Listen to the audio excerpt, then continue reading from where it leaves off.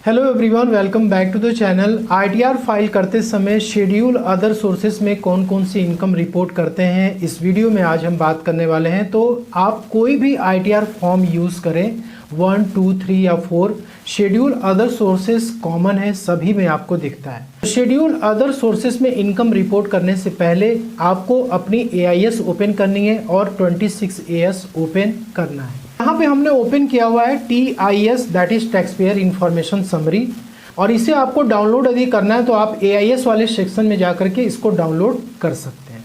अब देखिए, इसमें अदर सोर्सेज की इनकम कौन कौन सी है उसको आपको आइडेंटिफाई करना है। तो सबसे पहला होता है डिविडेंड।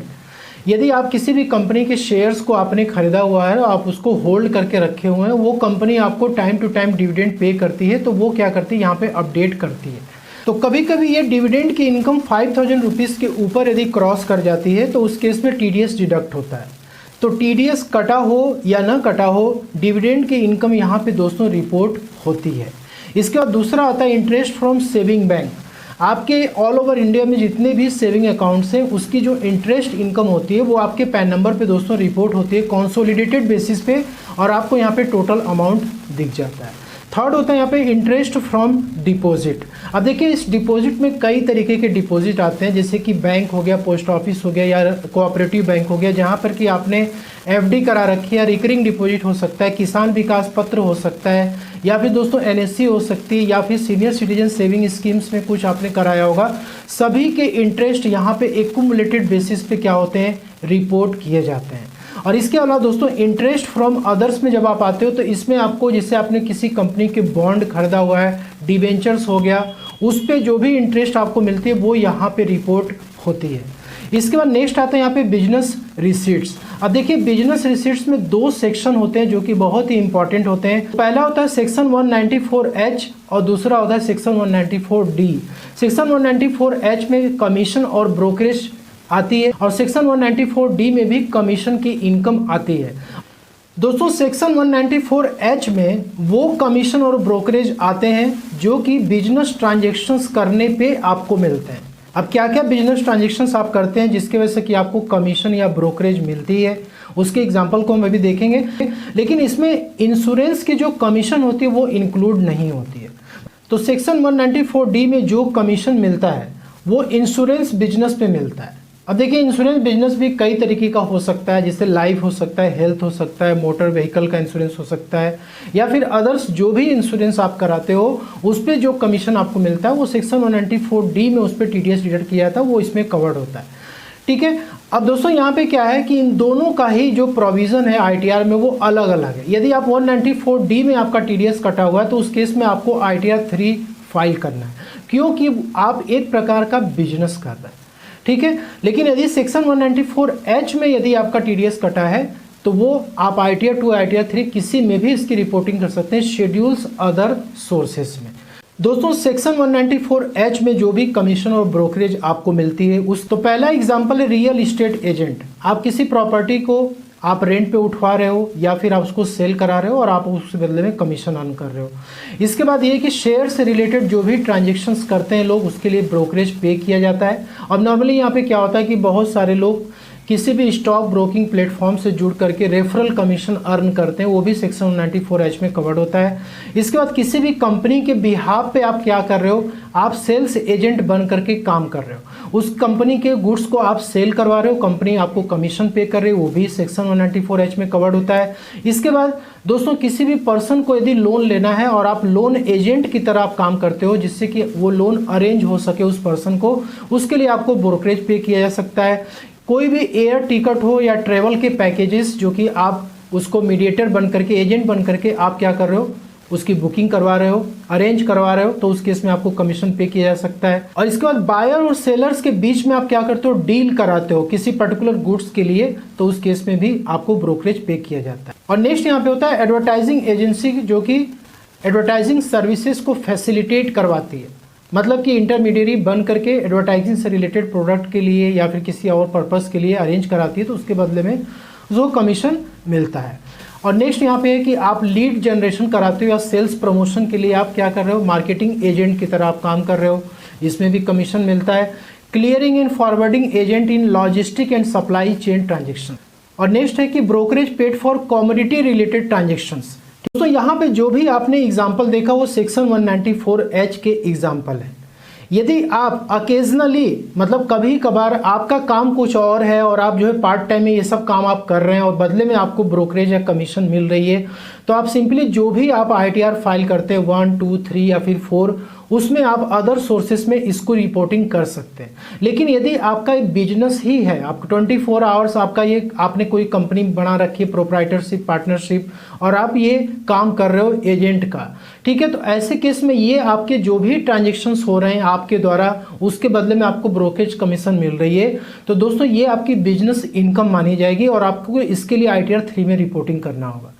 तो सेक्शन 194H में आपको 2 ऑप्शन मिलते हैं और सेक्शन 194D में आपको सिर्फ एक ही ऑप्शन मिलता है कि आपको जो भी कमीशन होगा इंश्योरेंस का उसको ITR 3 में बिजनेस हेड में आपको रिपोर्ट करना होता है। यहाँ पे आपको 26AS भी अपना ओपन कर लेना है और इसके बाद इसमें दोस्तों जो इनकम आपकी TIS में दिखती है जिसपे कि TDS कटा होता है वो भी इनकम यहाँ पे रिपोर्ट कर दी जाती है। तो जिसपे TDS कटा है वो तो इनकम आपको कंपलसरी है शेड्यूल अदर सोर्सेस में रिपोर्ट करना, और जिस इनकम पे TDS नहीं कटा है, जैसे कि यहाँ पे आप डिविडेंड की भी इनकम देखोगे तो इस पे TDS नहीं कटा है, ठीक है, क्योंकि 5000 रुपीज़ के ऊपर होगा। फाइनेंशियल ईयर 24-25 के लिए 5000 है और 25-26 के लिए दोस्तों लिमिट 10,000 रुपीज़ कर दी गई। इसके ऊपर जाएगा तब डिविडेंड पे TDS डिडक्ट होगा, ठीक है। तो आपको ये चेक करना है कि जिस पे TDS कटा वो इनकम आपको लेनी है, जिस पे नहीं कटा है वो भी इनकम आपको अदर सोर्सेस में कंसीडर करना। आपको अपनी ITR में शेड्यूल्स अदर सोर्सेस पे आपको क्लिक करना है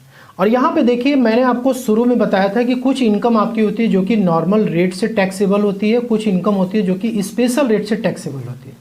अब टैक्स पेयर क्या करते हैं, ये जो स्पेशल रेट वाली इनकम है ना, इसको ये लोग नॉर्मल रेट में जोड़ देते हैं जिससे कि स्पेशल रेट का टैक्सेस ना लगे।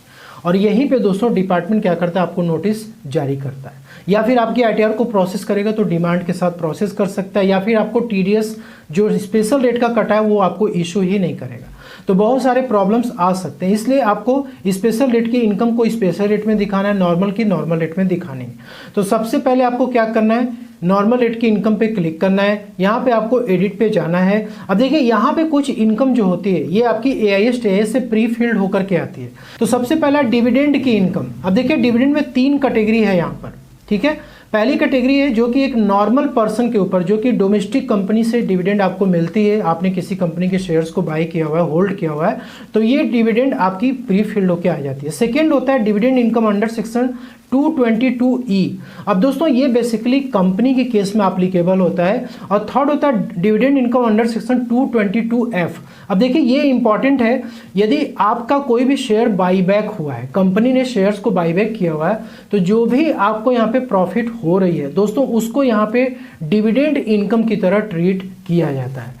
अब दोस्तों यहाँ पे इंटरेस्ट वाले सेक्शन में हम आते हैं। सबसे पहला होता है सेविंग बैंक की इंटरेस्ट जो कि आपकी प्री फिल्ड होके आती है। इसका नेक्स्ट होता है डिपॉजिट। तो बैंक हो, पोस्ट ऑफिस हो, कोऑपरेटिव बैंक हो, यहाँ पे आपने FD, RD, KVP या फिर दोस्तों NSC या फिर सीनियर सिटीजन सेविंग सर्टिफिकेट जो भी आपने कराया है ये आपकी अपडेट होती है, यहाँ पे प्री फिल्ड होकर के डेटा आ जाता है। और नेक्स्ट यहाँ पे फ्रॉम इनकम टैक्स रिफंड। अब आपकी ITR प्रोसेस हुई, आपके रिफंड इशू हुए, लेकिन लेट इशू हुआ तो आपको उस पर इंटरेस्ट मिला है लास्ट फाइनेंशियल ईयर में, तो उसका इंटरेस्ट भी इसमें जुड़ता है। इसके बाद दोस्तों आप अदर्स वाले में आते हैं तो यहाँ पर आपको टोटल इंटरेस्ट इनकम दिखाता है। अब देखिए इसमें क्या क्या आ सकता है। अब जनरली यहाँ पर जैसे बॉन्ड हो गया, डिबेंचर हो गया, उसके इंटरेस्ट इसमें जुड़ सकते हैं। इसके बाद पोस्ट ऑफिस कभी कभी जो भी टर्म डिपॉजिट होती है, टाइम डिपॉजिट, उसका इंटरेस्ट वो रिपोर्ट करता है तो वो इसी में जुड़ जाता है। या फिर दोस्तों KVP हो गया, सीनियर सिटीजन सेविंग हो गया, ठीक है।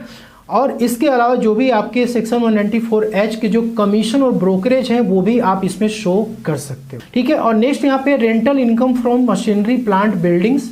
अब देखिए नॉर्मली यहाँ पे क्या होता है, कोई बिल्डिंग्स आप किराए पे दे रहे हैं तो उसकी रेंटल इनकम तो हाउस प्रॉपर्टी में ही जाती है। लेकिन दोस्तों यहाँ पे क्या हो रहा है कि आपने कोई भी बिल्डिंग्स दी है लेकिन उस बिल्डिंग में क्या है, प्लांट है, मशीनरी लगा हुआ, उसको आप किराए पे चढ़ा रखे हो तो उसका अमाउंट यहाँ पे आता है, ठीक है। और इसके बाद सेक्शन 56(2)(10) जिसमें कि कोई भी गिफ्ट वगैरह आपको मिली हुई है नॉन रिलेटिव से 50,000 रुपीज़ के ऊपर, तो वो आपको यहाँ पे रिपोर्टिंग करनी होती है। अब वो हो सकता है कोई भी अमाउंट हो सकती है आपको जो कि 50,000 रुपीज़ के ऊपर मिला हो, या फिर दोस्तों कोई प्रॉपर्टी आपको मिली हो सकती है 50,000 रुपीज़ के ऊपर। और इसके बाद ये कि कोई प्रॉपर्टी आपको सस्ते में मिल रखी है, उसका आपको यहाँ पे पूरी कैलकुलेशन करके शो करनी पड़ती है। और नेक्स्ट यहाँ पे दोस्तों होता है फैमिली पेंशन। तो देखिए फैमिली पेंशन में 25% तक मैक्सिमम आपको यहाँ पे छूट मिलता है। तो जो भी आपकी इनकम होती है वो टोटल यहाँ पे दिखाएंगे। तो ये सेक्शन 57, 58 में ये आपको एग्जेम्पशंस वहाँ पे आपको मिल जाता है। दोस्तों इसके बाद आपको क्या करना है, सेव पे क्लिक कर देना है। अब इसके बाद आते हैं स्पेशल रेट की इनकम के ऊपर। यहाँ पे आपको एडिट पे जाना है और यहाँ पे देखिए आपको स्पेशल रेट में क्या क्या इनकम रिपोर्ट करनी होती है। ये जनरली आपके TIS में भी दिखता है। अब देखिए जैसे कि आपको लॉटरी से, क्रॉसवर्ड पजल से, कार्ड गेम से आपको इनकम हो रखी है, तो सेक्शन 115BB में इसकी रिपोर्टिंग करनी है आपको। इसके बाद विनिंग फ्रॉम ऑनलाइन गेमिंग है तो आपको 115BBJ में रिपोर्टिंग करनी है। और दोस्तों इसके बाद सेक्शन 115BE, इसमें देखिए पूरी लिस्ट है। यदि आपके ऊपर ये एप्लीकेबल होता है तो आप यहाँ पे अमाउंट को इंटर कर सकते हैं। तो दोस्तों एक ITR फाइल करते समय आपको ये जनरली ये दो इम्पॉर्टेंट जो जनरल रेट की इनकम और जो स्पेशल रेट की इनकम ये आपको अपडेट करनी होती है। इसके अलावा भी अदर सोर्सेज में आपको बहुत सारे सेक्शन यहाँ पे दिखते हैं। आपके ऊपर जो भी एप्लीकेबल है आप उसके अकॉर्डिंग यहाँ पर अपनी रिपोर्टिंग कर सकते हैं। वैसे जनरली जितना होता है वो दोस्तों मैंने आपको बता दिया कि अब इसके बाद आपको यहाँ पे सेव पे क्लिक करना है। अब इसके बाद इनकम का यहाँ पे बाइफर्केशन भी आपको देना पड़ता है, ठीक है। हॉर्स रेसिंग का, ऑनलाइन गेमिंग का, डिविडेंड इनकम, ठीक है। जो आपने ऊपर इनकम डिक्लेयर किया उसका आपको यहाँ पे पीरियड वाइज बाइफर्केशन देनी पड़ती है, जिससे कि आपको लास्ट में एरर यहाँ पे शो ना करे, ठीक है। इसके बाद आपको यहाँ पे कंफर्म पे क्लिक करना है। तो शेड्यूल अदर सोर्सेस को अपडेट करते समय आपको इन बातों का विशेष ध्यान रखना है। आशा करता हूँ कि आपको वीडियो में दी जानकारी पसंद है, अच्छी लगे तो लाइक शेयर जरूर करिए। मिलते हैं नेक्स्ट वीडियो में। Thank you so much for watching.